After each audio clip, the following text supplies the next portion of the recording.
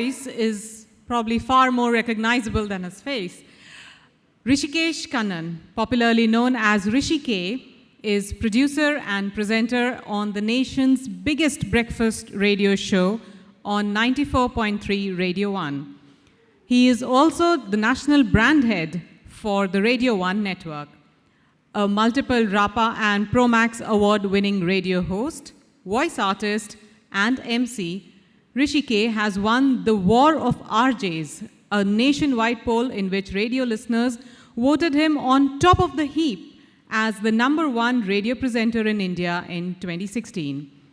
He has also been felicitated with the Afternoon Newsmakers Achievers Award in 2018 in the category Best Radio Personality and an Emacs Global Award in 2019 for Best Award Ceremony MC.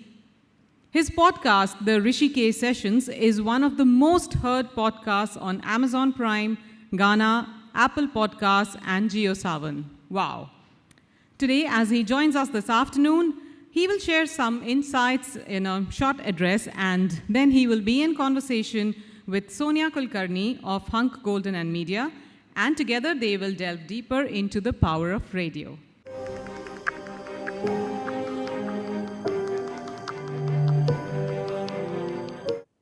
I broke my day glasses, which is why I'm wearing my shiny evening glasses, so it's not me pretending to be forcibly cool. So forgive me. But listen, I'm just so happy to be here. Hi Michelle, hi Ayumi, hi Deepak, hi Sonia, all you guys. I mean, if I look back over my career over the last couple of decades, you guys have been such an inseparable part of everything that I've done and my growth. Very simply, I've had very turbulent relationships with marketing and sales people, but relatively more loving relationships with comms people. And people in comms and PR, I mean, there is friction, but the friction always leads to some positivity at the end of the day. And I feel very comfortable amongst people who are from this fraternity. So thank you, Amit, and thank you, REPRISE, for inviting me here. The idea is for me to just talk for 10 minutes, and then after that, Sonia and myself will be in a chat where I'm sure a lot of your questions will be asked by her, and then we can still take audience questions if we have some time remaining. It's very difficult to speak after Sunil Lulla because the mighty man has an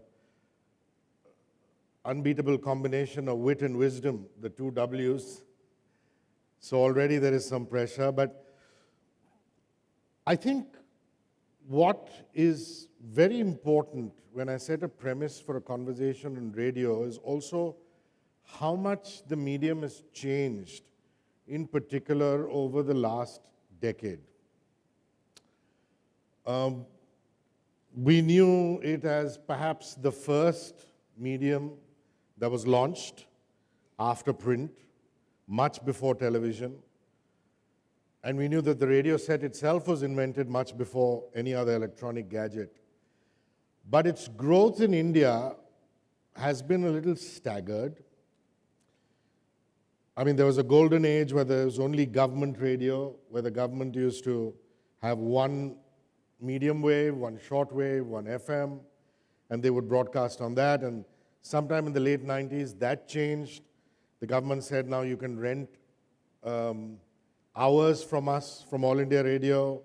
So private players came in and rented a few hours, started broadcasting, and finally, in the early 2000s, proper tenders and licenses were floated, and radio stations, as we know them today, were launched.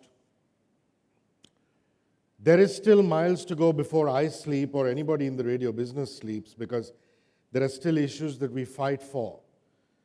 And I wanted to bring this up because this is not going to be perhaps in the conversation that I have with Sonia. We're still fighting very, very desperately for the inclusion of news in private FM channels. It's been a pet peeve, a personal peeve of mine, and those of you who are friends of mine know that I've always been talking about this over the last decade, saying that if news channels can get out there and talk about politics and simulate debates with politicians, why can't radio do that?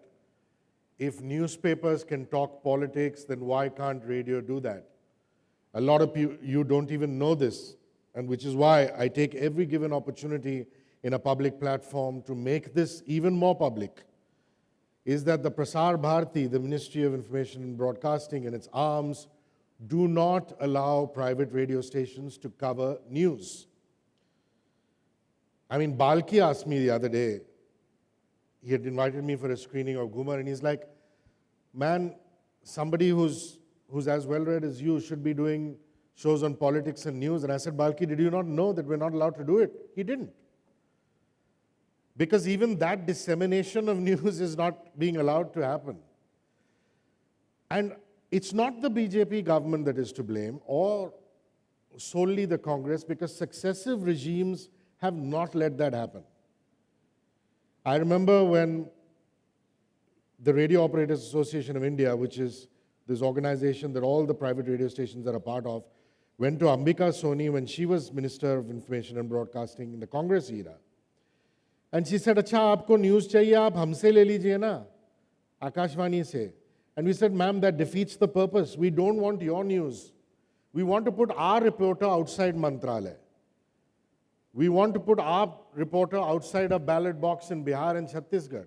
Why should I take the news which you give me in All India Radio, which is largely the mouthpiece of the government in power, and you say you repackage it and you put your Radio Mirchi jingle or Radio 1 jingle and play it out? That's not what we want." Then Javadekar became Information and Broadcasting Minister during the BJP regime. The same thing. We went, made a presentation, karte hain, haan, dekhte hain, all that happened. And you'd be shocked to know, if you don't know already, that every guy who, or every entity that owns a radio station today is actually a print publication. Radio Mirchi is owned by the Times of India. Radio City is owned by the Jagran Group. My radio station is formerly owned by the Midday Group, and during the pandemic, we were acquired by the Hindustan Times. Fever FM is run by Hindustan Times. Surya FM and Red FM are run by Kalanidhi and Dayanidhi Maran. Again, the Sun TV news broadcast. Everybody who bought an FM channel from the government of India said, we will cross-pollinate resources. Eventually, they will allow us to do news, and we will take the reporters that we use for our newspapers, and we will get them also to cover stuff on the radio, because it's not too difficult if there's a fire happening in Mantralaya to have a reporter who files in a story for the Hindustan Times and also talks to me on the phone and says, this is what is happening here, and the files have been destroyed. So we suspect that perhaps the government doesn't want it to happen at all, simply because they spent years trying to buy back television. They gave away television, and all of a sudden, scams, finger pointing, everything started. Television journalists were walking all over politicians, and then they had to call their friends, which is the Reliances and the Adanis, and say, buy them back, because hell has broken loose, and these TV guys have just run all over us.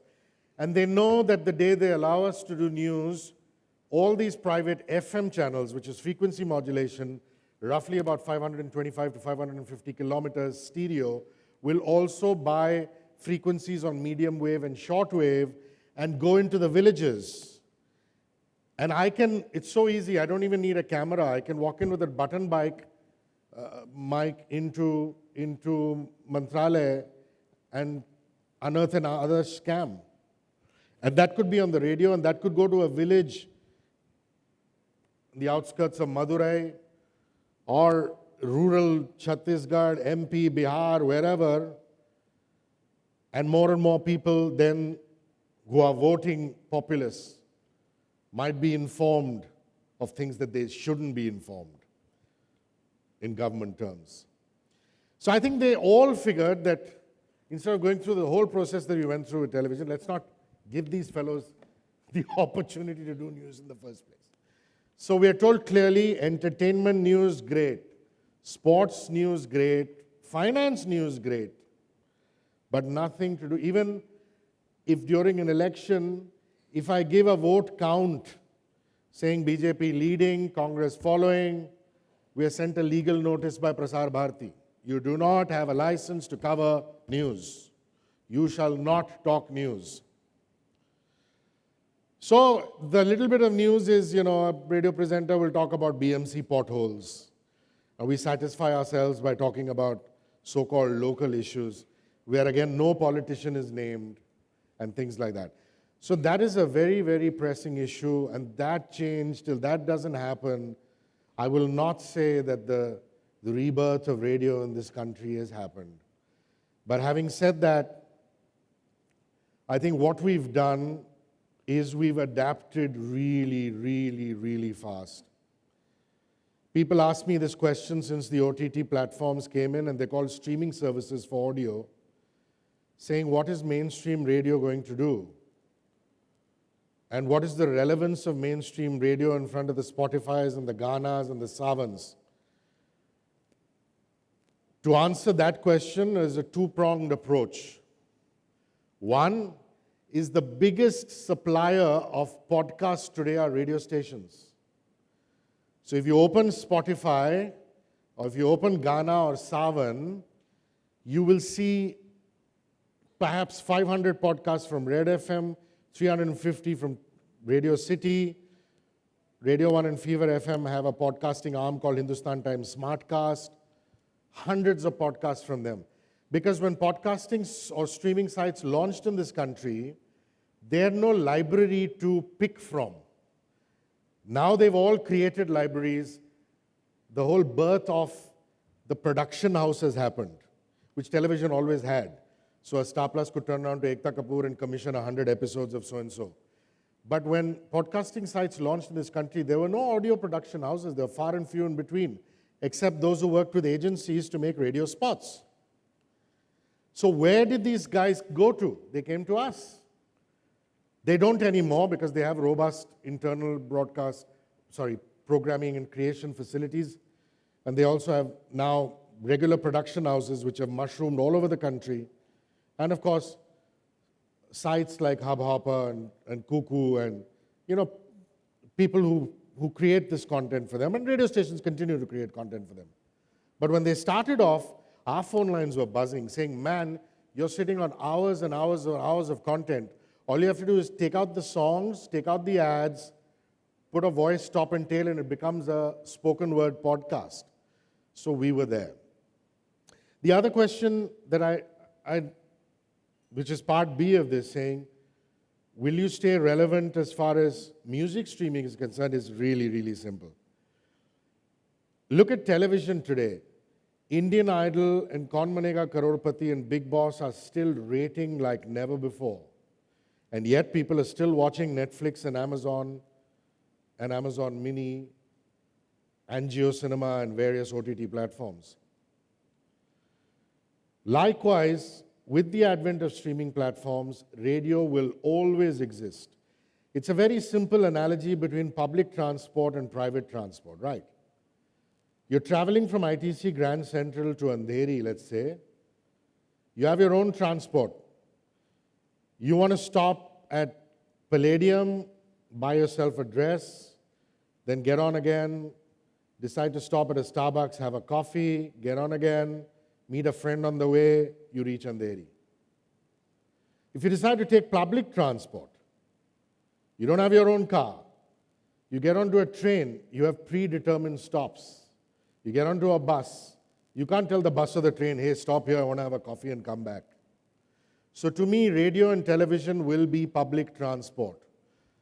You will stop, which is get the ads when they have to come. You will listen when the radio host speaks, and you will listen to the choice of music the radio host plays unless it's a request show.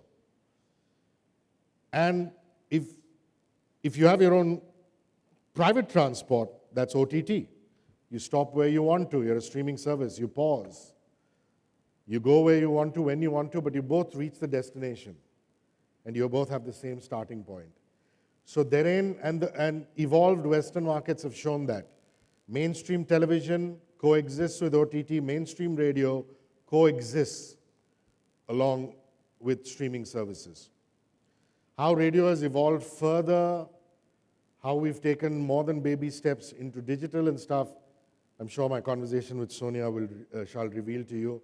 Thank you for listening to me solo, and let's have this conversation. Thank you. Hello, good afternoon. I think after listening to these two very powerful men, Sunil and now Rishi, I think I have a very small task on hand, but yet it's going to be very interesting to delve deeper into the topic of power of radio. So before that, Rishi, it's very exciting to talk to you because I don't know if you know this, I had mentioned this to you some time back. My introduction to you and to your brother happened actually through your father. So Mr. Kannan, and due regards to him, he was my client when he was heading the corporate communications for L&T ECC. So I'm talking almost at the time when you got into radio. Okay, yeah, I should have mentioned that. Another reason why I love comms people so much, my father's 80 now, a very healthy 80. He retired as head of Corpcom at L&T. So you're actually listening to the son of a comms and PR professional. Continue. And I have very fond memories of him because every conversation with him was a learning for me. And I remember very fondly, he told me, my sons have got into radio and they say it's going to be a new way of communication, those kind of things. And from there to here, sitting with you in this fireside chat, it's indeed an honor. While you've spoken a lot about the power of radio, I still think it's underutilized. Especially, we have the experts here, the PR and the corporate communications. And one of the reasons we are doing this session is also to understand how we can better utilize this platform more from a brand integration perspective. But before that, radio is timeless. Magical unseen voices like you, talk to us very intimately. From there, when you started your career, what was your thought then and today, maybe after 2 decades, how do you see this for yourself and for the industry? The main reason I got into radio was because I said this is the one sphere where I will not be judged by my physical appearance. Really, because I was always conscious of my weight, of my paunch, of my double chin. But the one thing I was always confident about was my voice. Because I'd always been told from pre-adolescent years that I have a good voice.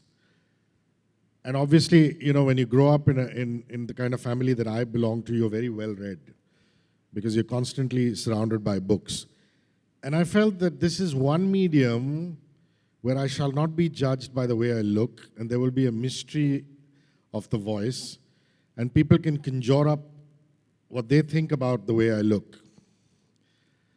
And the biggest change is that has been thrown out of the window. Because till about 8 years ago, people would listen to me and think that I look like George Clooney. And now they see an overweight South Indian sitting in front of a mic because everything is on camera now. I wanted to correct Sunil on that, where he said the power of the voice and the mystery of the voice. And I completely blame the West because the Americans started doing it, the Europeans started doing it, and then now it's almost mandatory for all radio stations to have cameras inside their studio, and it's become so voyeuristic. So if Deepika Padukone comes into studio, they're not content with just listening to how she sounds like. Somebody wants to know what she's wearing. If Nadir Godrej comes into studio, they're not content with listening to his poems. They want to know what color his tie is, So the biggest change is it's become hugely visual. And I remember a decade ago watching guys like Howard Stern, who was an American presenter, Ryan Seacrest, who's another American presenter. In fact, we buy a show from Ryan on Radio 1, which plays over the weekend, called the American Top 40.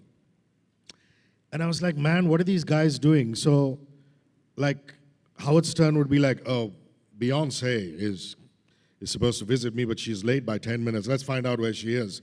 And Beyonce is getting out of her car, and there's a camera on her, and she goes, I'm going to be on the Howard Stern radio show, and I'm coming there. You're late, he's screaming at her, Likewise, in studio, Ryan Seacrest is talking to Matt Damon, and they play a song, and Matt Damon says, can I go use the loo and come back? I mean, these are intensely private moments.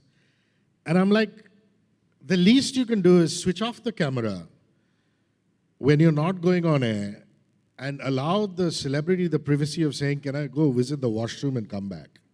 We try and do that still. We switch off the cameras at strategic points. But I was like, man, I hope this never happens or comes into India. But it happens sooner than I expected. It's just there.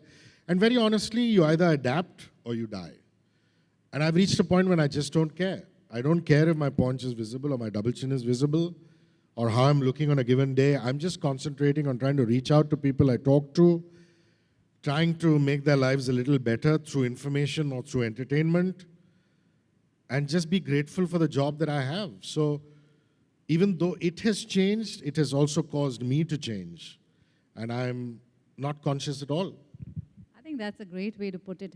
I personally believe you have been the original, the OG influencer, as against the new social media influencers who are out there. And you have driven this space, as you said, with your own personal challenges, but yet putting yourself out there. So I think it's a great message to the millennials also to just be yourself, right? And you've adapted, and so has radio. We have talked about, you also talked about how you adapted, with the competition of OTT. You've talked about the, streaming platforms. And today, I believe radio is going to be completing 100 years, very soon. And even the Prime Minister uses radio for his Man Ki Baat, the 100th episode. Amazon is doing programs like Grahak for the northeastern markets. So there is a lot happening. And radio channels like yours, radio network like yours, are doing a lot of experiential, not just audio experiences, but also on ground, offline events, formats. You have the Bandland coming up, I guess. So how does this work? How does this work from what you intend to do to the listeners and the brands that you're working for, as well as bridging this gap, using radio, which has been a very timeless platform, yet dynamic now? If you're a smart comms person, you will always come to a radio station and ask, what am I getting beyond the radio? I'm going to repeat that. If you're a smart comms person, you will always come to a radio station and say, what am I getting beyond the radio? Now let me explain myself. The pandemic was very disastrous for radio stations in this country.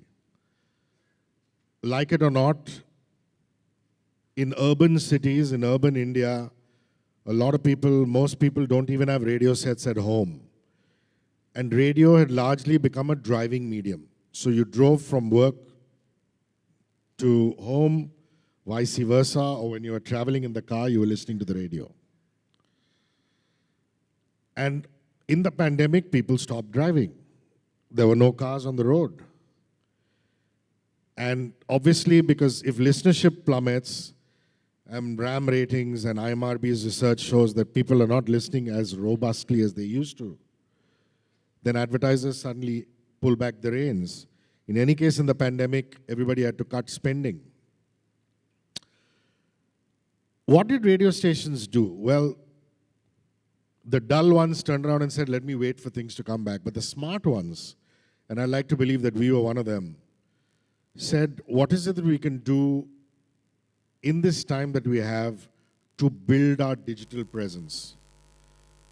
Sonia, today, Radio 1's YouTube channel has 8.5 lakh subscribers. The Facebook has 2 million subscribers. Instagram, we're hitting about 1 lakh. And I would say that's all because of the pandemic. Because we just had to be extremely nimble and fast. We got small little units sent to all our radio presenters at home. We got portable boxes saying, put your mic in there, put your head in there, let your computer stay out, broadcast through that. If there were 4 or 5 days of opening up, we'd say we'd even get a carpenter to you and try and soundproof as much as we can in your room, in your study.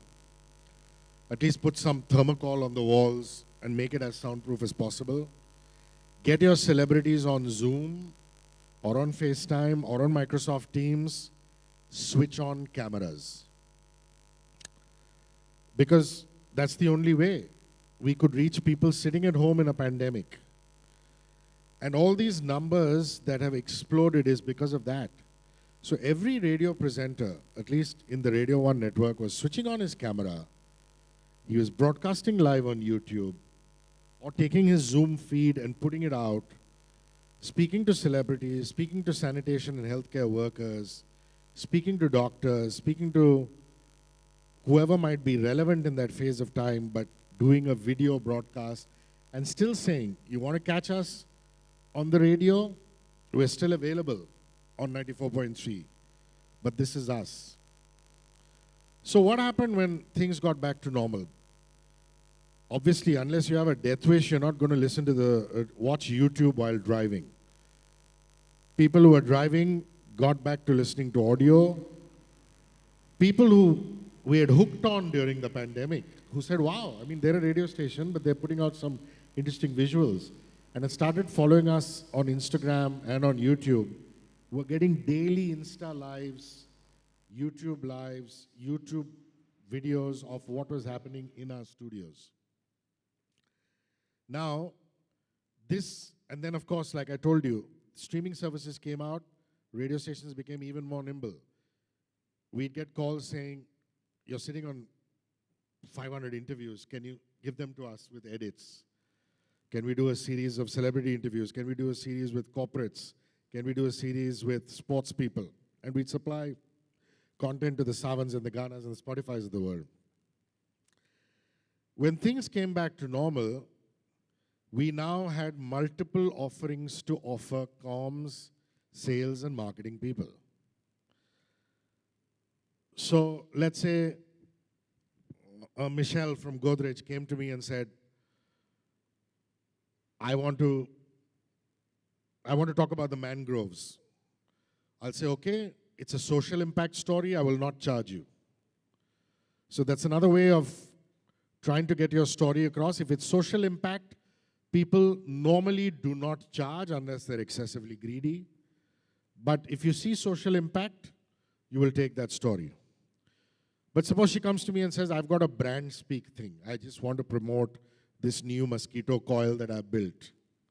I'll say, look here, this is what I can do for you.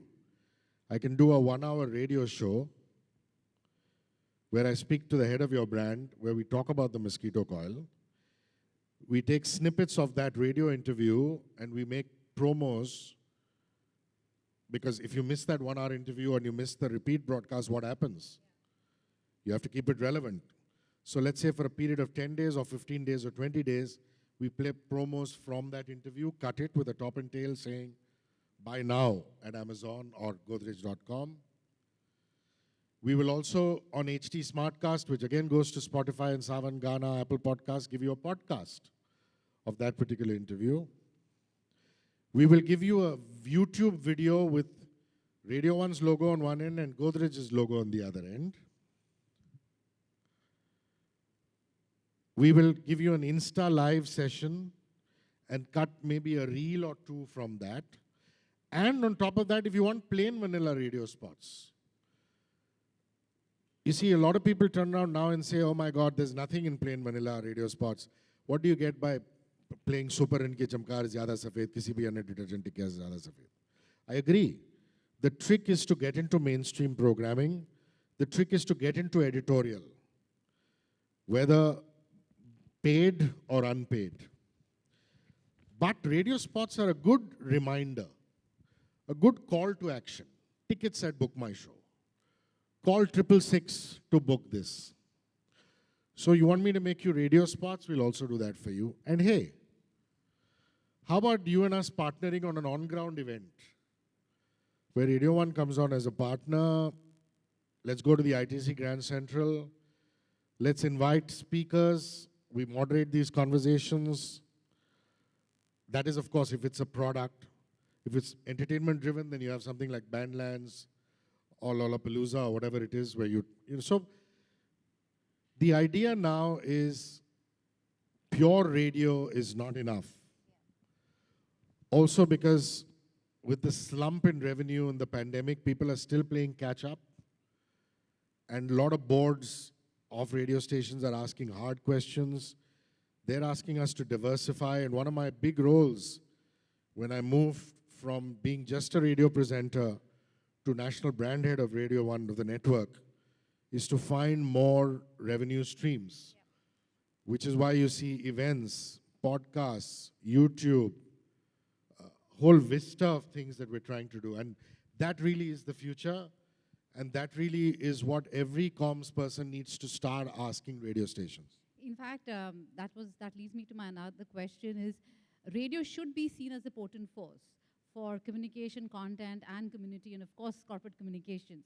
But what we see is, even in the ad spend, radio probably does not assume as much as percentage as rest of the other platforms. Even in the comms or PR strategies, I think besides suggesting doing of course the ad spots and the jingles, could be some contest where you give vouchers to the listeners or the relevant products. But as you so well explained about the various formats or the various integrated campaigns that can be done, how can the corporate communication PR fraternity work with radio to educate the clients? Because ultimately, while we may be convinced, the clients also have to accept and see the power of radio and how it can deliver. Ultimately, it's about the delivery and the impact, right? So how do you think going forward, what can be the roadmap, how we can work together to make this happen? Yeah. And not just a conversation. Yeah, totally. So, the big thing that radio struggles with, which digital has just got it so right, is the numbers are so transparent digitally, You ask radio stations for numbers, they will always quote surveys, RAM rating, IMRB rating. It's not as transparent as just clicking on YouTube and Instagram and seeing engagement and seeing views, right? So that is something you will always struggle with as far as your clients are concerned. But then that is the tool that is available to you. So as of now, you will have to take a RAM rating, you will have to take the statistics of an IRS and present it if your client wants numbers. But I think the important thing to tell them is the perception that radio brings for you, depending on the kind of radio station that you go to. The important thing to tell your clients is radio is a very important tool for storytelling. And that storytelling is not limited to ads. For example, somebody from Emirates reached out to me just last week and said, we've launched premium economy. We've done the whole thing. We've got influencers to go. What's the usual route these days? Get a bunch of influencers, get them to experience premium economy, put the video on there, smile some, laugh some. We've done that. Yeah, great. What is it that you can now offer us? And I said, listen, it's very simple that we're still doing hybrid models of music with talk. What if I create a radio show for you called Around the World in 60 Minutes with Emirates, where every week we talk about one destination you fly out of: Bombay, Delhi, Calcutta, Madras, any major Indian urban city. So let's say it's week 1, Istanbul. So my radio presenter gets on and talks about heritage spots in Istanbul and plays one Turkish song. Then my radio presenter comes back and says, I've got a travel expert in studio. If I had 5 things to do, just 5 things to do in Istanbul, what should I do? And the expert gives him 5 things. And then they go back and they say, here's another song which has a connection to Turkey. So-and-so artist was born in Turkey, here's the song. Then my radio presenter comes back and says, hey, let's talk about the food in Istanbul. This is what you should eat, and these are the places where you should eat it at. And then again plays a song which is of relevance to the Mediterranean. And finally, because every hour normally has about 4 talk sections, my presenter comes back and says, these are the routes that Emirates flies, and these are your timings, and go check your listings. I think it's just such a beautiful way to be able to combine information, entertainment, music, a radio presenter talking, and yet subtly the brand seeps into your subconscious, as opposed to the Super Inki Chamkar example that I quote. And then you can have ads subsequently which are just smattered on as add-ons or reminders to tell people that they can go to Emirates.com and book their premium luxury experience. But I think to be able to, A, go to a radio station editorial team, and your answers will come more from editorial than sales and marketing. And all of you know that as comms people. Because the moment you go to a marketing or sales guy, he will give you an Excel sheet, 60 second itna ka, 30 second itna ka, tag itna ka, brought to you by top and tail itna ka. That's okay. That can still happen. Put me on to somebody in editorial. Some radio stations fancily call it client solutions, which is the bridge between editorial and sales, and pitch me a concept so that my client can be part of a mainstream program and not part of a damn ad break which comes once in 15 minutes. The moment you do that and you start dialoguing with client solutions and editorial people, you keep throwing ideas at your client, and then if your client doesn't like it, give up on radio for that client. But that is the route you must take, and that is the route that radio stations are already waking up to. Because they have realized that clients are not going to spend on inventory. Gone are the days when inventory would pay your salaries, you'd laugh all the way to the bank and back. Marketing people, comms people are smarter than ever before. They know that that stuff is just a reminder medium. So that's really the only route to take. And then how does this work for hyperlocal content? How immersive do you make it, or how brand specific do you make it for them? Well, the beauty of Chandan Halwai in Aligarh, for example, finishing 100 years, and having radio presenters go in there as influencers and doing videos out of a small shop, and also setting up radio booths and broadcasting out of there. India is full of stories like that. And honestly, for retail, there is no better medium than radio. Because television doesn't cover you. You're only looking at digital, and you're only looking at radio.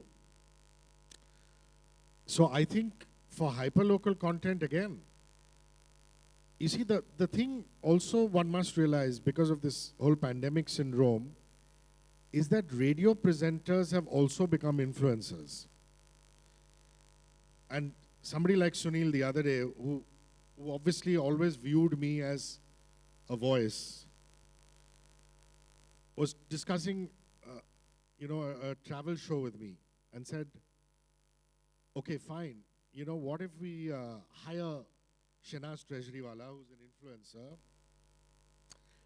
and get Shanaz Treasurywala to go to so-and-so place, and then she says, get your ICICI Lombard General Insurance, because to fly to this place and back, you must be insured. So I said, okay, I spoke to Shanaz, got him a quote, and I said, this much is, how much, itne paise nahi mere paas. So then I came back to him and I said, what if I give you 3 of my topmost radio presenters and get them to go and do those videos instead? Who are those? So I suggested, 2 Gen Z presenters and myself.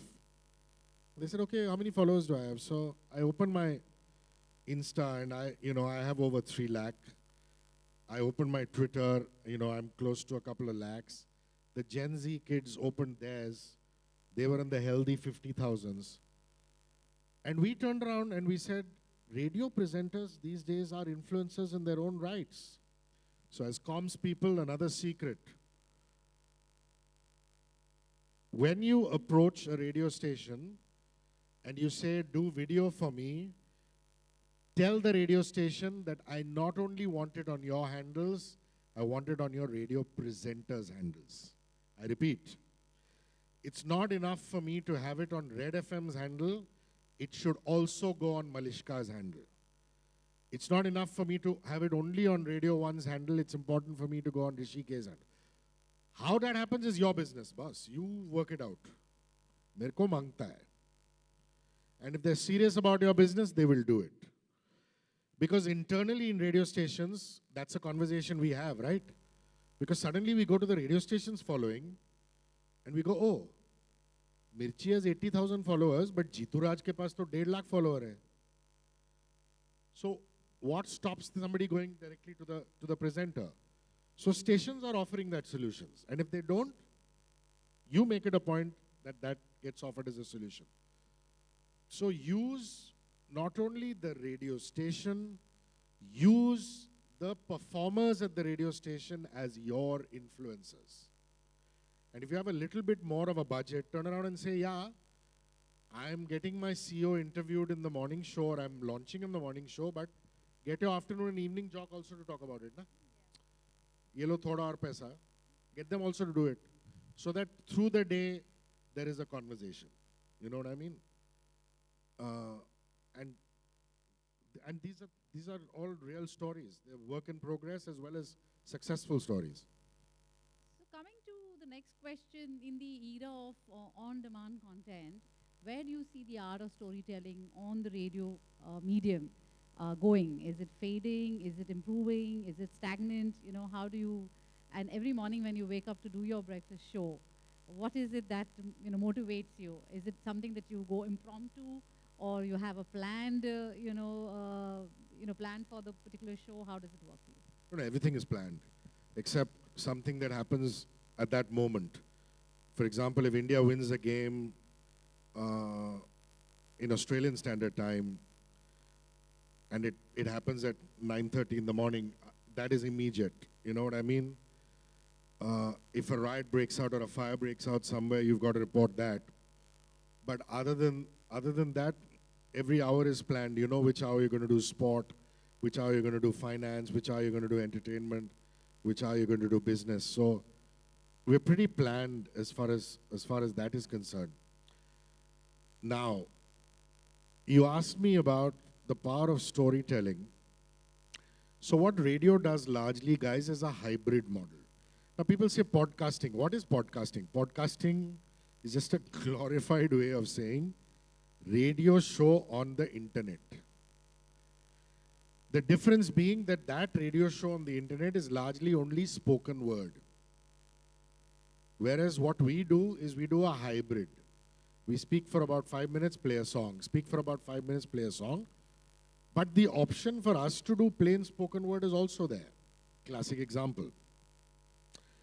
Fever FM suddenly seeing the rebirth or the popularity of spoken word, where people started listening to a lot of podcasts, and why don't we do the Ramayana and the Mahabharata on the radio and do 20-minute episodes and have whatever, Nasiruddin Shah play one character, Shatrughan Sinha play one character. In India, you know that you can't go wrong with mythologicals. And they said, okay, as an experiment, they launched this in the morning, saying the morning radio show normally by about 7:38 in the morning, presenter comes on, talks, plays music. Why don't we just do 20 minutes of Mahabharata or 20 minutes of Ramayana? The ratings went through the roof. I forget about the ratings. The advertisers just gobbled it up. And they wanted to have block sponsorship. They wanted to have ads bunged in there. So the point I'm trying to make is that just because you're listening to hybrid radio right now doesn't mean that there is no potential for spoken word also on the radio. There is a huge potential for spoken word on the radio. And this is not something which is new age. Back in the day, Akashvani used to have Hava Mahal, used to have Inspector Eagle, which were all radio plays. They stopped because everybody started harping on attention span, attention span, attention span. And even now people will tell you, "Arey boss, people don't have the attention span." But people are listening to a 1-hour podcast from Joe Rogan. People are also getting bored after a 1-minute reel. So there's different strokes for different folks. If the story idea is good and the concept is good, you can have pure talk. Otherwise, you can also have a hybrid, which is what stations are doing. And in your journey, you've won the war of RJs. You've spent 2 decades here. A lot of millennial new RJs are coming up. How do you see that? How do you see that impacting, going forward? Do you have, when you introspect and, there are things that you may have done right, there are things that you may not have done right, your learnings. what would be your message then to the upcoming generation in the radio? Oh no, unfortunately, I wish there were more talented people who want to do pure radio. You know, Sonia, actually, when I see kids come through the door, I see certain varieties. And the moment I start interviewing them in the first 5 minutes, I know what they're up to. Why are you here? Are you passionate about radio? Yeah, I listen to radio. What is it you ultimately want to be?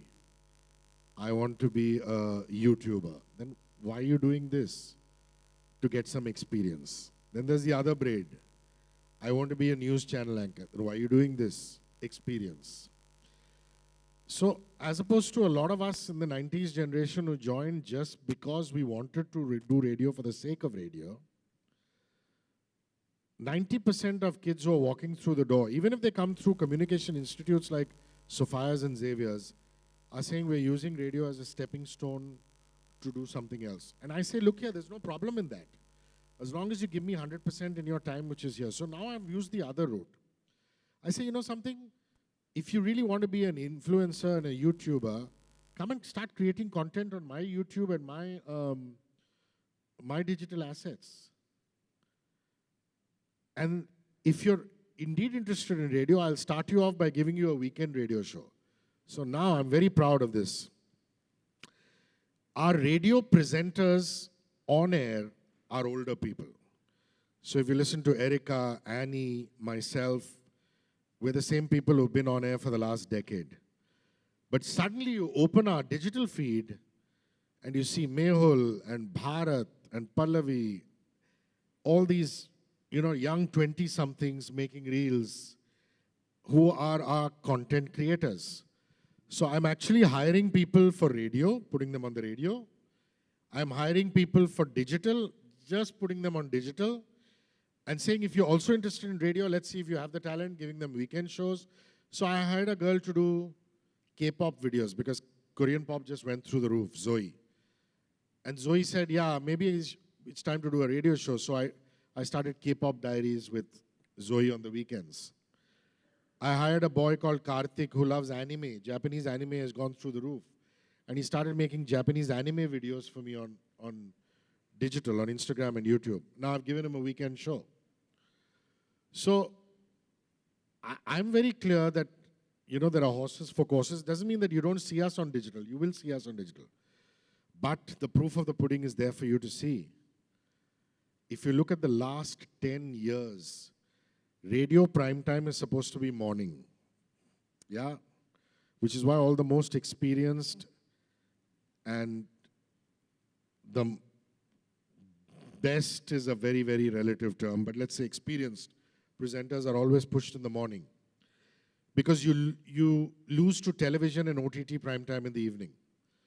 Television prime time is 8 o'clock, 9 o'clock, which is why KBC, Big Boss, Indian Idol all premiere in the evening.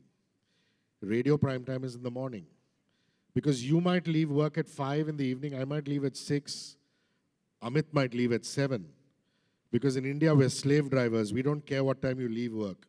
But we insist that you punch into work at 10 in the morning. So there's a dedicated workforce that is traveling from 8 to 10 or 9 to 10, which is why that has become prime time. Advertising costs more. Your most experienced presenters are on that slot. If you look at the last 10 years, the presenter on Radio Mirchi has not changed. It is Jeetu Raj. If you look at the last 10 years, the presenter on Red FM has not changed. It is Malishka. I've been on for 2 decades on Radio 1. Radio City has Salil. It used to be Salil and Archana. 10 years. I mean, every single, and you look at other cities, it's the same thing. If there were more young, talented people wanting to do just radio, they'd throw us off tomorrow. I don't think there is enough talent coming into radio, but this is how I'm hoping to change it. Hire them as digital influencers, and then slowly give them the carrot. And I mean, I love this medium. I've lived, died, breathed. I mean, I just love it, the core of my heart. And to me, it gives me great pain when I don't see young people wanting to come in to do radio for the sake of radio, but I'm willing to hustle it. I'm willing to get them in So to are do you this doing and the then coming 70 in. hours per week work culture? No, not at all. Not at all. I realize now that with millennials, you can't force them to do anything. Are you doing that, I'm saying? I still am guilty of doing that. I work very long hours. Also because I present a morning show and post that is when the PPTs and the Excel sheets and running around with sales and making presentations start. So these are long days. So, while of course a very important and very obvious question about the future of radio, but before that, I think one of the questions that we had internally when we were discussing this on the mail was, how do you pitch to a radio host? And you answered that, but any one is if you can answer that, and the other is any campaign that you are very proud of, you would like to talk about it, or any brand. We have so many Copcom people here, and who would you would like to work with them, and how would you approach them for a campaign? So you can take No, I up mean, any please, of this. after this session is over, please take my visiting card.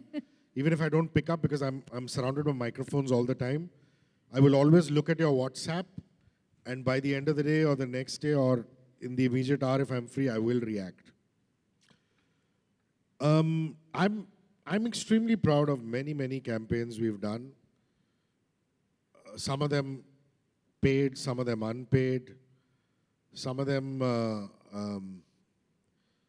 also very surprising in terms of the impact that they've had. Something very recent. Everybody talks about the sinking of the ship, the Titanic. I had a guy write to me from Leicester in England called Emil Solanki. And he said, did you know that in 1942, a ship called the Tilawa, Tilawa, set sail from Ballot Pier in Mumbai to South Africa. And in that journey, it was a civilian boat. There were Indian civilians traveling from Bombay to South Africa by ship in 1942. And somewhere in the Pacific Ocean, a Japanese submarine torpedoed that civilian ship, and 280 Indians lost their lives. And he said the Maritime Museum of India, which is based in Bombay, has given us an evening called a commemoration evening for the Tilawa, where the Indian naval chief is going to be speaking to survivors. I need your help to spread the word, because there could be grandchildren and great-grandchildren of the survivors, or maybe even some of the survivors themselves, who don't know this is happening and who are on that boat, that ship. And he supplemented his story by sending me articles from the Maritime Museum of India, sending me pictures of the Tilawa at the Ballot Pier, and, little boats that were moving away. It is a very moving story for me. So he comes into town, I meet him and his father. Turns out that his grandfather was on that ship. And I said, we have to do a radio show on this. I spoke on that show and I said, anybody who listens, who has heard this broadcast, if your relative or grandfather was on the SS Tilawa that capsized on the 23rd of November in 1942, which the commemoration day actually is today, and the last year's commemoration happened in Bombay. This year the commemoration is actually happening in the UK, because the ship Tilawa was built by the Britishers. It was a British boat. I said, reach out. I finished that broadcast, and 3 days later, Emil Solanki called me and said he had 4 people who called in saying, I am Nicha Bhau. I am 83 years of age. I was 3 years old when the Tilawa capsized. I lost my mother, but my father and me made our way with a little bit of food on a small little boat, and we reached the shore. We had another lady called Teji something, whose again great-grand-uncle was on that ship. They lost him. She heard this broadcast. And she said, my God, I want to be part of this. And I still have pictures of, my granduncle getting on before going on the voyage. So a catastrophe or a tragedy of such great proportions, today, a year after this movement started, through my radio show, I was able to bring more survivors or children or grandchildren of survivors to the table who are now part of the commemoration and who've actually been now given tickets to fly to the UK to be part of this very solemn service which is happening in one of the cathedrals in the UK. I mean, there are many, many, many stories like this. I mean, we try and talk about, there's a whole campaign I did on the coastal road. In fact, we made a podcast out of it and put it on Spotify. And somebody from Spotify called me last month saying it is one of the most heard podcasts coming out of India. It has got millions and millions of hits because even people out of Bombay who were once Mumbaikars who are now living in Sweden and Australia want to know what's happening with their city and want to know what this coastal road is. And I had called the architect of the coastal road, citizens' welfare organizations, Mr. Chell from the BMC, done a radio show. And then suddenly, because podcasting boom happened and podcasting guys came and said, send us your old interviews. I was going through the archives and I said, wow, here's an interview I can send them. Cut off the songs and the music and I sent it. And boom, it has a life of its own. And I think apart from entertaining and apart from making money, a half-wise or intelligent radio host will keep his antenna up for social impact stories because those will feed, eventually, brand stories. Yes, so we have Hrishikesh for all of you here. And while you all can pitch your stories to him, we would like to take some questions from the audience now. So as PR and comms people, as we start out, how do we use these community in the future, considering that there's a lot of change that we have to embrace as we go forward? You need to marry your brand priorities with the kind of station that you approach. For example, Big FM plays retro Hindi music, which means the target audience is very, very clear. You can't possibly go and pitch an idea for Hamleys to somebody at Big FM because the target group just doesn't add up. Or for gummy bears, or for a younger segment. You know that you're distinctly looking at a adult 35 plus, 40 plus segment. At the other end of the spectrum, you look at a station like, is that Jasleen? Hi, how are you? Good. You look at Radio 1, we speak in English, so you know immediately that that's aspirational, but at the same time, we don't pretend to be Gora or foreign. We're very clear saying that if you read the Times of India and the Hindustan Times, and you converse in English, you listen to us. But obviously, if it's a brand that speaks in Tate Hindi, for example, if it is Lijjat Papad, or who's that MDH Masale, for example, which really talks about the heartland, it might not be a great fit. But a Louis Philippe and a Van Heusen might be a great fit. So the first thing that you do is you marry that. You look at your brand objectives and priorities, and then you look within the radio firmament who is giving you that. Then you go into plan B, which is reach, numbers. Then C, which is getting in touch with the editorial department and with the client solutions department, saying, what can they do for me to get into mainstream editorial and programming? Because you just don't want to be part of the inventory. And then, of course, in that comes in, how do you use the radio presenters as influencers? Hi. So my question is that you mentioned after pandemic, there have been a lot of changes in the industry. So I want you to ask that there is a rise in social media and people have started adapting the trends. So how does that impact the radio industry? Yeah, like I quoted the example. Everything now has a video component. Yeah? Like, for example, if Justine were to come into studio, you ask her, till about 8 years ago, pre-pandemic, we might not have filmed her. We would just, have her in with her acoustic guitar, play for us, and that's it. Now I guarantee you, she walks into any radio station studio, the first thing she'll see is 3 cameras staring her in the face. And that's equally true for all genres, even if we have a CEO in studio or a writer in studio. Because we've had to diversify. We've had to move from just pure audio, and also it's monetization, right? If you build as robust, I told you, we, for example, are sitting on 8.5 lakh subscribers and growing. The pressure from senior management to us, I report to a CEO who's very clear, saying, what's the point sitting on a YouTube channel of that magnitude and value if you can't monetize content?